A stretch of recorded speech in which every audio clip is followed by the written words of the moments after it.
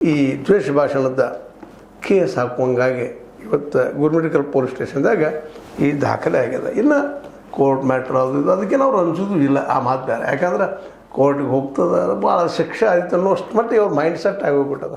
ಆದರೆ ನಿಜವಾಗಿ ಇವತ್ತು ನಾವು ಯತ್ನಾಳ್ ಅಂಥವ್ರಿಗೆ ಕೇಳೋದೇನಪ್ಪ ಅಂದ್ರೆ, ನೀವು ಯಾಕೆ ಒಂದು ಸಂಯಮದಿಂದ ಗಾಂಧೀಜಿಯವ್ರ ಬಗ್ಗೆ, ನೆಹರು ಅವ್ರ ಬಗ್ಗೆ ಏನು ಮಾತಾಡ್ತಿರೋ ಬಿಡ್ತಿರೋ ಆ ಮಾತು ಬೇರೆ.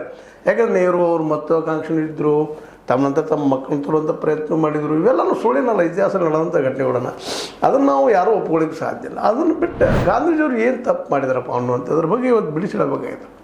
ಪಾಕಿಸ್ತಾನದ ಪಿತಾಮಹ ಅವ್ರು ಹೆಂಗೆ ಆಗ್ತಾರೆ? ಯಾಕೆಂದರೆ ಸ್ಪಷ್ಟ ಅದ, ಅವರಂತ ಅದನ್ನು ವಿರೋಧಿಸ್ತಾ ಇದ್ದರು.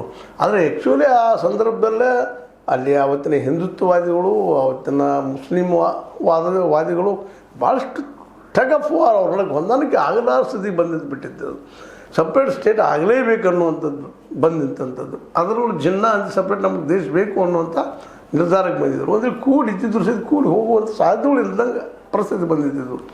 ಅದಕ್ಕಾಗಿ ಉಪವಾಸ ಸಹಿತ ಮಾಡಿದರು ಗಾಂಧೀಜಿಯವರು. ಅದನ್ನು ತಿಳ್ಕೊಬೇಕಾಗಿತ್ತು ನಾವು ಇವತ್ತು.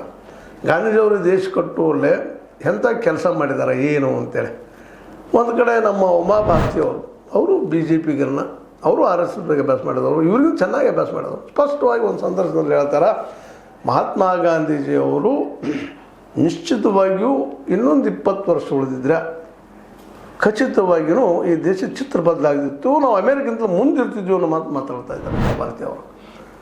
ಅವ್ರು ಒಳ್ಳೆಯ ಅಭ್ಯಾಸ. ಇವತ್ತು ಅವರು ಅಭ್ಯಾಸ ಮಾಡಿ ಇವತ್ತು ಅನಿಸೋದು ಅವ್ರಿಗೆ, ಹೌದಪ್ಪ ನಾವು ಏನೋ ಮಾತಾಡ್ತೀವಿ ತಪ್ಪದ ಅದು ಅಂತ. ಯಾಕಂದ್ರೆ ನಾಥುರಾಮ್ ಗೋಡ್ಸೆಯನ್ನು ಅವರು ಸಹ ಭಯೋತ್ಪಾದನೆಗಿಂತಲೂ ಕನಿಷ್ಠ ಅನ್ನೋಷ್ಟು ಮಂದಿ ಮಾತಾಡ್ತಾರೆ ಅವರು. ಭಾರತದ ಪ್ರಥಮ ಭಯೋತ್ಪಾದಕ ಯಾರಪ್ಪ ಅಂದಾಗ ನಾವೆಲ್ಲರೂ ವಿಶೇಷವಾಗಿ ಗಾಂಧೀಜಿಯವರ ಮೇಲೆ ವಿಶ್ವಾಸ ಇಟ್ಟಂಥವರು ನಮ್ಮ ನಾಥುರಾಮ್ ಗೋಡ್ಸೆ ಅಂತ ಹೇಳ್ತಾ ಇದ್ವಿ. ಅದನ್ನು ಮೀರಿ ಹೇಳ್ತಾ ಇದ್ದಾರೆ ಅವರು. ಕೇವಲ ಅವರು ಒಬ್ಬರು ಕೊಲೆ ಮಾಡಲಿಲ್ಲ, ನಮ್ಮ ದೇಶದ ಭವಿಷ್ಯ ಅನ್ಸೋದು ಕೊಲೆ ಮಾಡಿ ಹೋಗ್ಬಿಟ್ರು ಅಂತೇಳಿ. ಒಂದು 20 ವರ್ಷ ಇನ್ನೂ ನಮ್ಮ ಗಾಂಧೀಜಿಯವ್ರು ನಮ್ಮ ಜೊತೆ ಇದ್ದಿದ್ರೆ ಇವತ್ತಿನ ಈ ಪರಿಸ್ಥಿತಿ ಇರ್ತಿರಲ್ಲ, ಅಮೇರಿಕದಿಂದ ನಾವು ಮುಂದಿರ್ತಿದ್ವಿ ಅನ್ನೋ ಮಾತನ್ನು ಎಂಥ ಅದ್ಭುತ